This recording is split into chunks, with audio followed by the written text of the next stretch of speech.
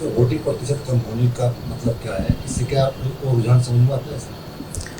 आमतौर पर ये चर्चा रहती है कि वोटर्स ने यदि वोटिंग परसेंटेज कम है यानी कम मतदान हुआ है तो लोगों को लगता है कि एक उदासीनता है वोट को लेकर, चुनाव को लेकर और ख़ास तौर से रूलिंग पार्टी को लेकर, क्योंकि रूलिंग पार्टी का वोटर ही अपनी सरकार के प्रति उदासीन होता है। यदि सरकार से नाराज़गी है तो वोटिंग परसेंटेज बढ़ सकता है कि सरकार को बदलना है, सरकार के खिलाफ है और विपक्ष के साथ है। लेकिन इसके लिए नतीजे तक पहुंचना मेरे ख्याल से ये नाइंसाफ़ी होगी कि आप वोटिंग परसेंटेज को, क्योंकि हमने बहुत बार देखा है वोटिंग परसेंटेज कम होती है तब भी सरकार बनी भी रहती है, कई बार बदल भी जाती है, और वोटिंग परसेंटेज हाई होने के बाद भी सरकारें बनती रही है। खासतौर से मोदी सरकार को देखें तो 2014 और 2019 में जब वोटिंग परसेंटेज हाई रहा तो भी मोदी सरकार के जो वोट है वो बढ़े और सीटें भी बढ़ी।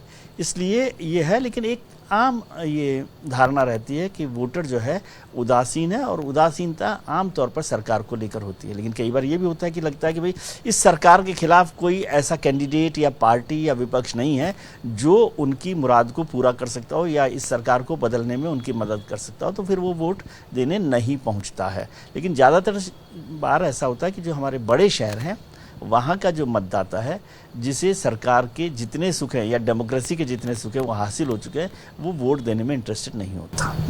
जो एनडीए 400 सीटों का मान रहे थे, 400 सीटों, उसमें थोड़ा क्या रहेगा सर?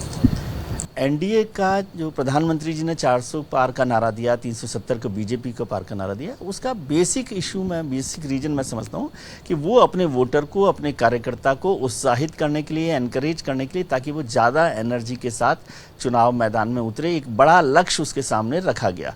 लेकिन इसका एक बड़ा फ़ायदा भारतीय जनता पार्टी को ये हुआ कि 2 बार की सरकार के बाद तीसरे जब वो चुनाव में जा रही है तो जहां ये सवाल हो सकता था कि क्या ये सरकार हैट्रिक बनाएगी या नहीं बनाएगी, 272 पार करेगी या नहीं करेगी, उसकी बजाय पूरे चुनाव में ये बहस होती रही कि क्या बीजेपी और एनडीए 400 पार करेगा या नहीं करेगा।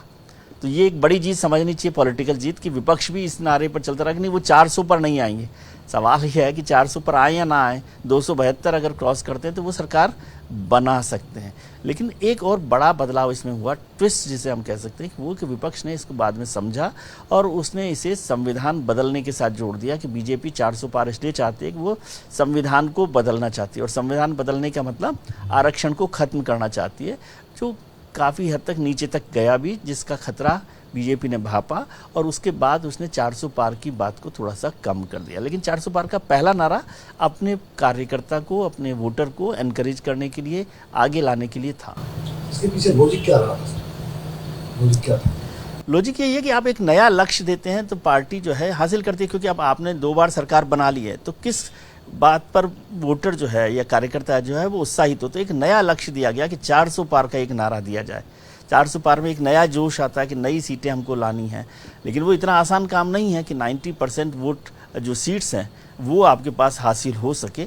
वो एक लक्ष्य था, लेकिन वोटर को कैसे उत्साहित किया जा सके, कार्यकर्ता को कैसे उत्साहित किया जा सके कि वो एक नया लक्ष्य लाए, नई सीटों पर काम किया जा सके, नई सीटें जीती जा सके, उसको ध्यान में रखते हुए ये किया गया। और एक हाइप ये भी होता है कि इसका मतलब ये हुआ कि भाई इंडिया गठबंधन के पास तो 400 सीटें पार करने की हिम्मत नहीं है, और विपक्ष भी उसमें उलझा कि वो ये नारा ही नहीं दे पाया। वो ये कहता रहा कि बीजेपी को या एनडीए को 400 पार नहीं होगा, लेकिन वो खुद नहीं बता पाया कि वो किस लक्ष्य तक पहुंच रहा है।